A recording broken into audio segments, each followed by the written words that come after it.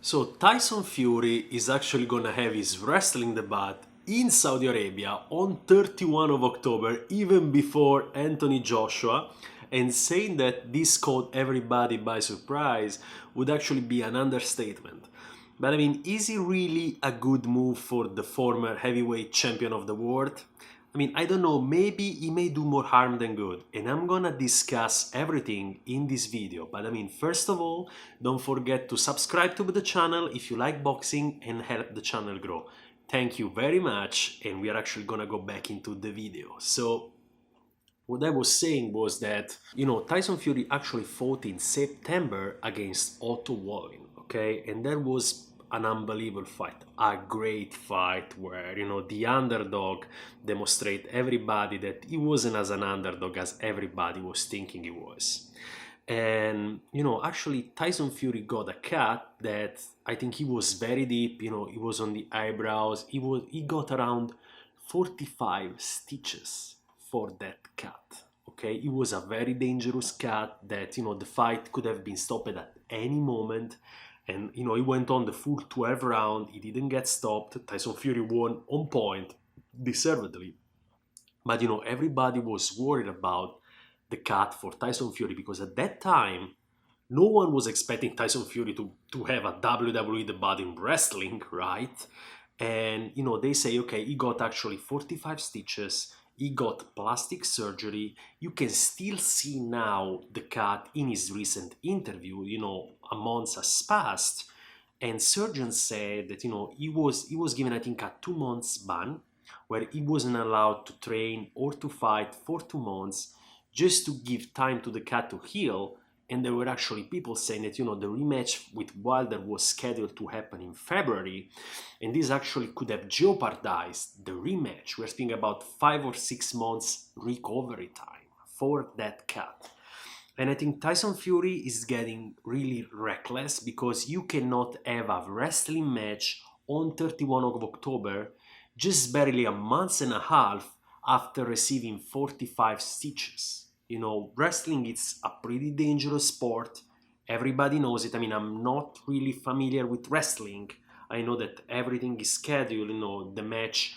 Everybody, they decide, okay, we're gonna structure the match in this way. They are more actor, more stuntman, but very, very dangerous stuntman. If something happens, Tyson Fury is gonna fight against Braun Strowman, as tall as it is, 6'8", 69.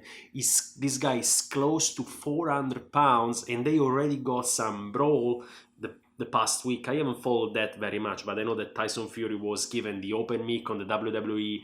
That was actually one of Tyson Fury performance, even though it wasn't as intense as the one he's going to have on 31 of October. And I think it can be very, very dangerous for Tyson Fury because he can really jeopardize his boxing career. And he said that in an interview that actually this match can jeopardize his boxing career. But he said, I loved wrestling. I've been a huge fan since I was a little kid. This match gives me the opportunity to participate in the WWE. And he's true, but I think he should have waited to do it because, you are a boxer. And his first priority is actually to fight the rematch against Deontay Wilder that you postponed because you got a $70 million deal from ESPN. The rematch should have happened last year, not in 2020, okay? Because boxing is not only about money, man. So this is actually how things are actually standing. And there is also another way. At least I give credit to Tyson Fury because the ticket they didn't sell well for his previous match. I don't know actually if his $70 million deal was actually really worth the money that ESPN paid, because there are actually rumors that his previous two matches they didn't sell pretty well, right? His matches against Otto Wallin and Schwartz, there were people saying that the ticket got given as a gift because no one was buying them. Okay, so people say, okay, let's wait a little bit, let's give 2 or 3 fights before doing the Wilder rematch. But Tyson Fury isn't getting popularity in the US, right? So going to the WWE, that is very popular, actually making the transition, it's a very, very good move because people will watch Tyson Fury fighting against Braun Strowman, and then actually they will be dragged to watch him having the rematch with Deontay Wilder. So it's a good move as I said, and very interesting under the business point of view and marketing a person. But as I said before, that cut is still too dangerous, and if he gets injured again, I think his career may suffer a huge, huge blow. So, to summarize, guy, very good under the marketing perspective, very bad until the health perspective. Okay, so but I mean, let's see. I'm now very curious. Actually, that also dragged me into the WWE because I've never been a huge wrestling fan, right? Because I don't like actually the scheduled matches, or I just don't like wrestling too much. No, they have unbelievably great athletes, okay? But I mean, now I'm going to watch his debut in Saudi Arabia on the 31 of October. So you can have the transition from boxing to wrestling and from wrestling to boxing, right? If a person makes the transition. And don't forget that he's not the first one, right? There were various wrestlers that made the transition, like Tyson or Mayweather when he fought with Big Show. And they were actually pretty interesting matches to watch.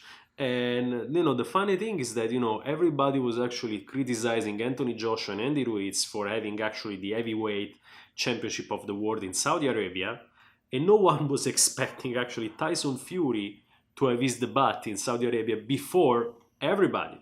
He's probably gonna be the first boxer to have a match in Saudi Arabia, even though he's not going to be doing boxing. So that's actually the irony of this stuff, and I liked it. And so, guys, thank you very much for watching the video. I think I'm gonna make a video about Tyson Fury against Braun Strowman on 31 of October. So stay tuned, subscribe to the channel, and I'll see you in the next video. Bye bye, thank you.